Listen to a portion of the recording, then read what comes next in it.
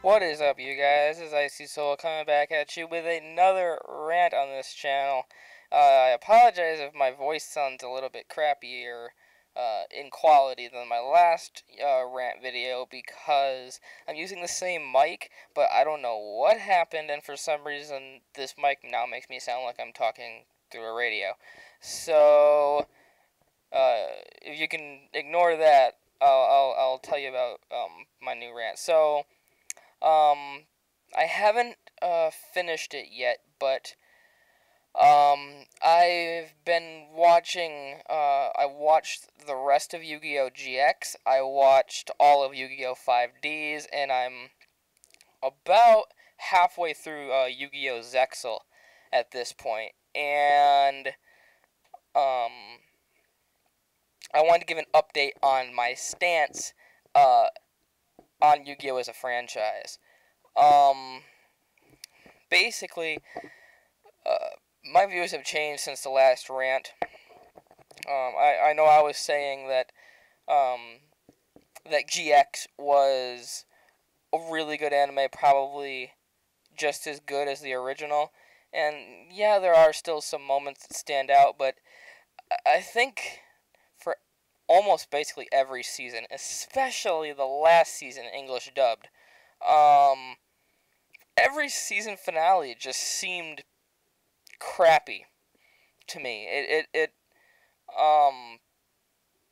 It kind of felt like it was rushed and not thought out well. And it just, let's just throw up these monsters with like 20,000 attack, and maybe that can get through the fact that this story is just fucking poorly written as hell. And the fact that they ended the English dub with Jaden just finding Yubel, that really pissed me off. I mean, I suppose I could go back, watch the subs of season, I believe it's season 3 or 4 of GX that they completely cut out of the English dub. And there's this whole season where Jaden and Yubel are like together, and they're like working together in duels, kind of like Yuma and Astral are in Zexal, and they're working together, and I think Yubel is just an amazing monster, and I have recently found a really good deck that is centered around Yubel to stand up to some of these monsters that I was complaining about in my last rant. It's not 100% consistent, but it wins about maybe like 40% of the time, so that's a pretty decent deck, in my opinion.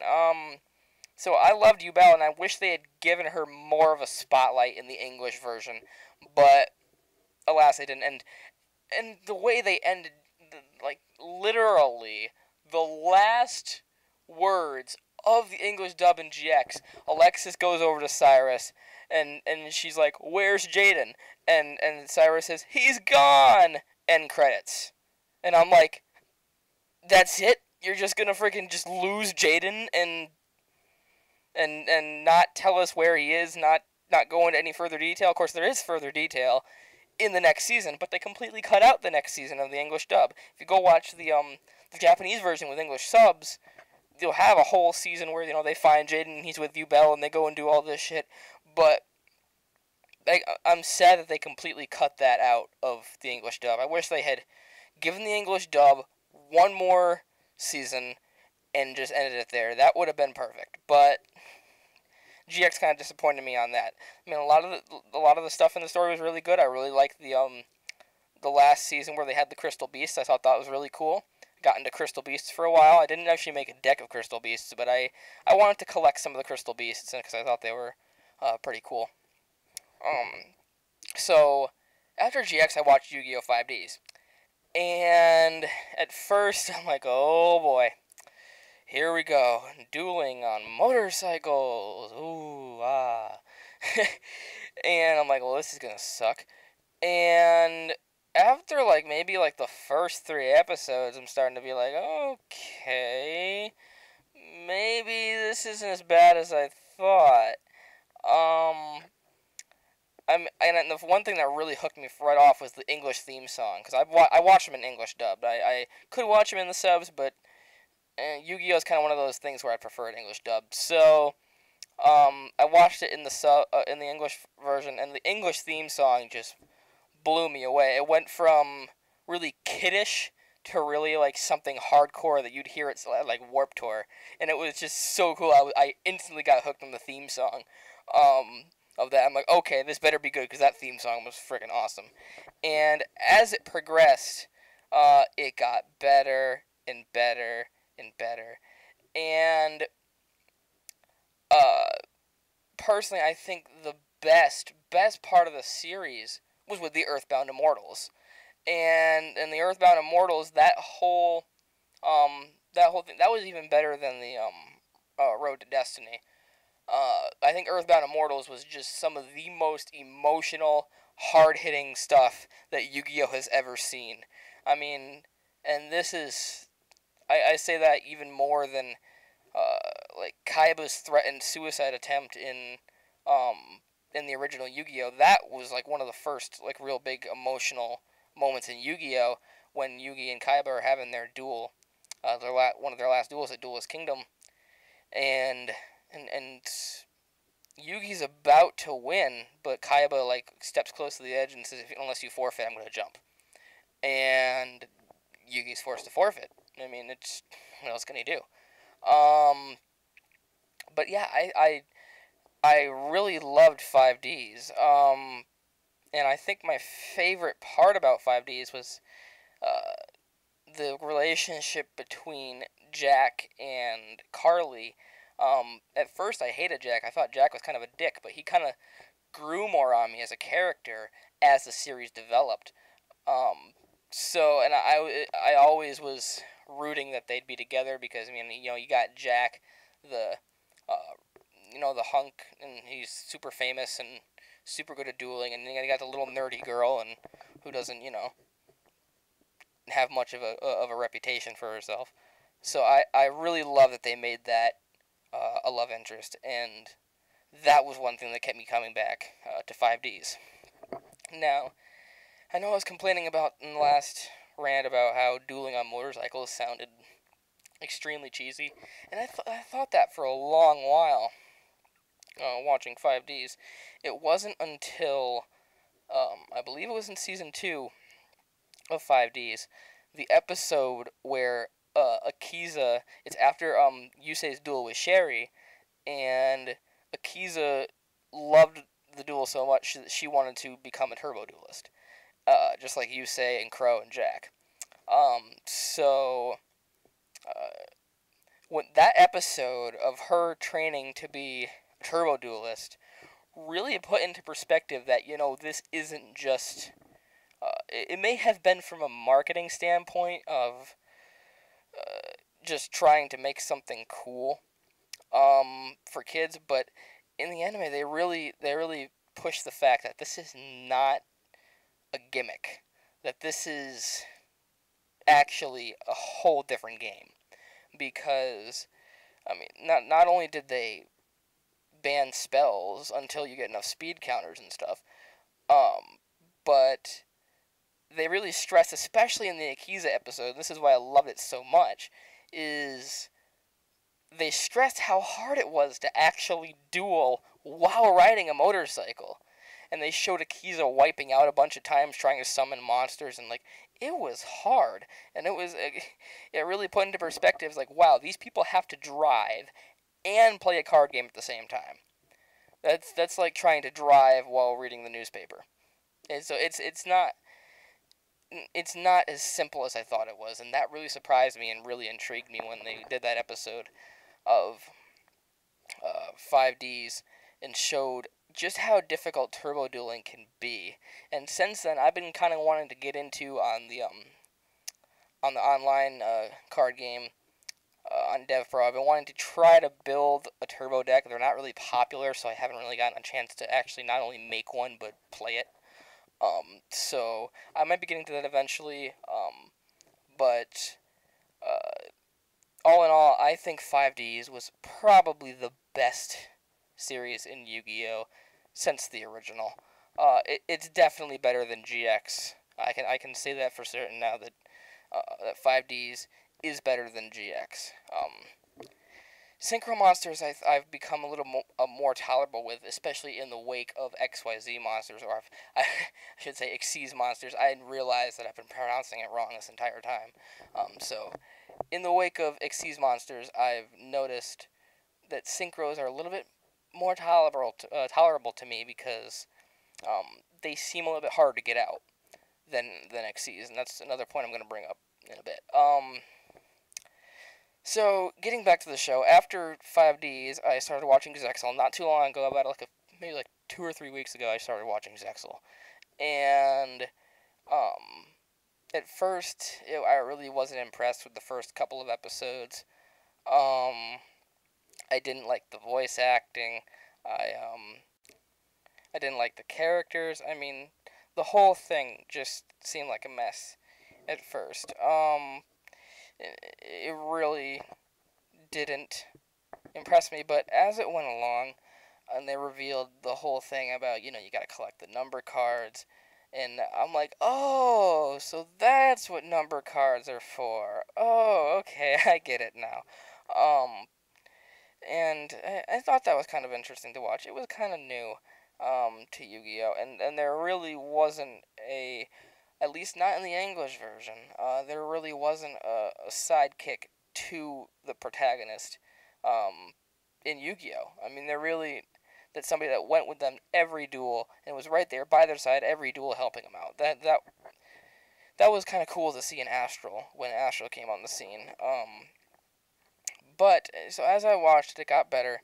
It's still, in my opinion, the worst of the series. I think that all 3 of the previous generations have been better than Zexal, but it's not as bad as people were making it out to be, to me at least. And one of the main reasons why I ended up giving Zexal a chance in the first place was because I'd seen all of this beautiful fan art and official screenshots from the show of Tori, and I thought Tori was just super cute as a character. So I got into it because of that. That's one of the main reasons why I started watching it. And then I was introduced to Kathy and Anna. I'm like, well, they're both cute. So they keep the show kind of going for me. And like I said, it's not the best of the series, but it's definitely watchable. I think it's the Xyz summons that they have in there aren't like what you see in the card game, like people playing online.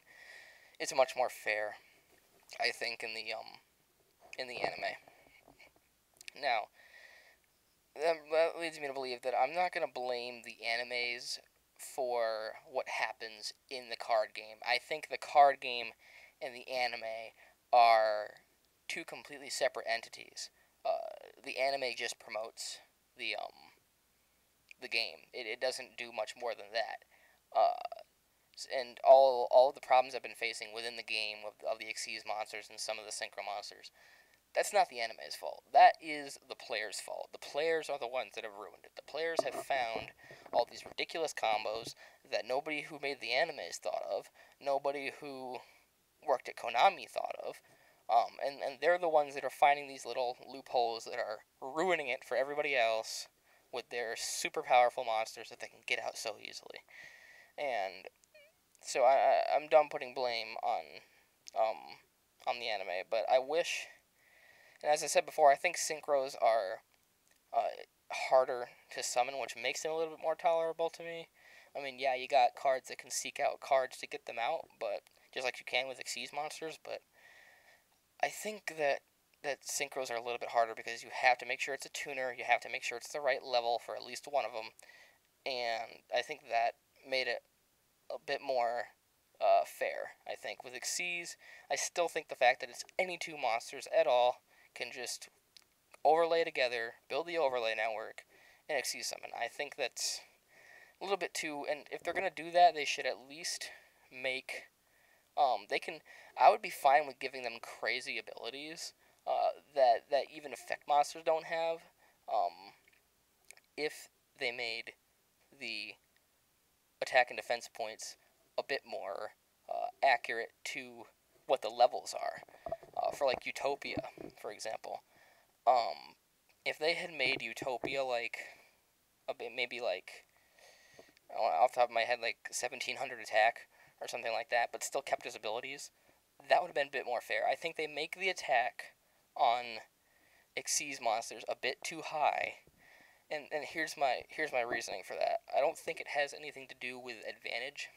I think it's simply to entice the kids and the people using them to actually use them, because like, hey, look at this rank 4 monster that has 2500 attack.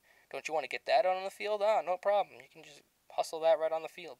And I think they do that to promote the XYZs or the Xyz monsters and get people to buy them and get people to use them. I don't think they even stopped to think that it was gonna be abused like it is today.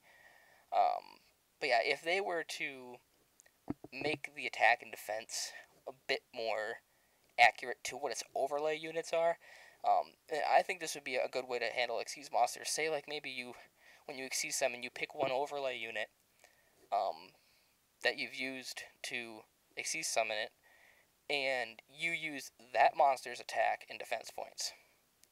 I think that would be great, because that would get people who could... I mean, that would open up some room for combos, but some crazy combos. Like, you could get, like, maybe, like, a monster with, like, say, like, Ubel for, like, 0 attack, 0 defense. Throw that in there. Like, Xyz summon with it. Bring out this monster with also 0 attack and 0 defense that you get from Ubel. And there's probably some card that affects like getting monsters out with 0 attack and 0 defense, something like that. So you could get like effects like that going and chains like that, where you use the attack and defense to seek out other cards, or to do crazy attacks or defense maneuvers, and it could get pretty hectic and crazy while still at the same time being fair. And I wish they had gone that route with it, but they apparently wanted to go with the whole brute, like, attack force thing, which kind of gets annoying online. It still gets annoying online, but I've been still playing online. You guys can still add me and play with me on DevPro. I've been running recently my old spellcaster deck that I had. I also made a modded spellcaster deck, which I have most of the cards here in real life, like literally in front of me. Some of them are banned, so I can't use them, but the ones I have in real life I can't use in the game, but I have most of the cards in my real life deck in that deck, so I have that deck. I also have a Ubel deck, which has been really, really good to me on online matches and stuff. And finally, I had an anti-Xyz deck, but I somehow lost it, because I tried editing one of the card art for Dark Magician Girl. I tried doing one of my hentai oricas that I had bought. I'll actually put a link to the guy's hentai oricas down below. They're actually really good, really cheap. You should go buy one, or 2, or 4, or 10. But I tried, like, scanning my Orica and putting it into the actual card art for Dark Magician Girl, and it got all pixelated and didn't work, so I had to actually completely reinstall the game to get back that card art.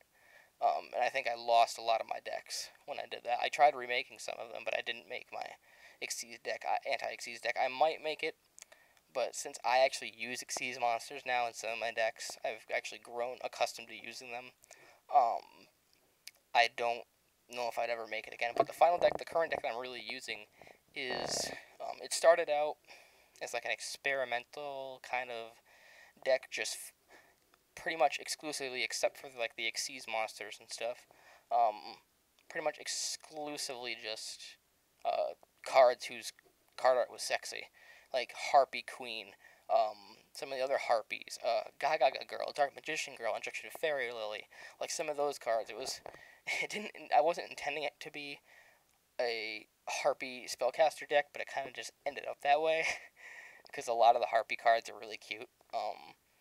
So I'm thinking about shifting that to just a main just Harpy deck, because it's harder to run having like just 3 spellcasters in it, and then having to have like maybe like five spells or something that target spellcasters, while at the same time having other cards that target like Wind Attribute and Harpy's cards. So I'm thinking about shifting it mainly to just a Harpy deck, which I hear is gonna be becoming part of the anti-meta really soon. I've heard rumors around YouTube and with the Yu-Gi-Oh community and stuff that the Harpies decks are going to make a comeback real soon. As soon as they get maybe a little tiny bit more card support than they have. I mean, they're pretty good already, but they need just a tiny bit more card support for them to stand up to Xyz and Synchros. And when they get that, which it looks like Konami's looking into doing that sometime soon, that those cards will be a perfect anti-meta deck. So basically, that's what's it. That's gonna be it for this rant. I probably dragged. Wow, 21 minutes. This like dragged on way longer than I wanted it to. So yeah, I will see you guys later. I probably won't export this for a few days because this is quite long. Maybe when I have my internet upgraded, we're going to be doing that soon. So when I have my internet upgraded, I'll probably get this up on YouTube and you'll see it. So if you have any other ideas, any other Yu-Gi-Oh videos you'd like to see, I'm thinking about releasing a video that I tried doing. I'm going to have to redo it, but a video about how to survive the September ban list. I know a lot of good cards got cut out of the ban list, and I wanted to show you guys some alternatives that you can use for those good cards that were cut and banned completely. So that'll be coming hopefully soon. If you want to see any other Yu-Gi-Oh videos or any other kind of videos, leave a comment, send a message, whatever. I'm up to doing almost anything.